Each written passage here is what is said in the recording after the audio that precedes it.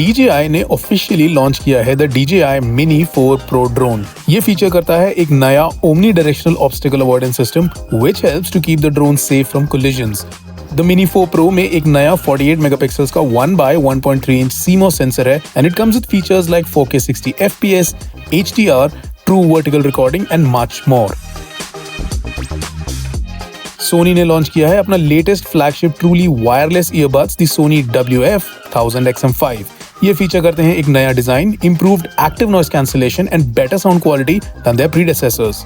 Xiaomi Watch 2 Pro Xiaomi का लेटेस्ट offering है इन इट्स स्मार्टवॉच सीरीज। ये फीचर करता है एक 1.43 inch AMOLED display with up to 600 nits of peak brightness.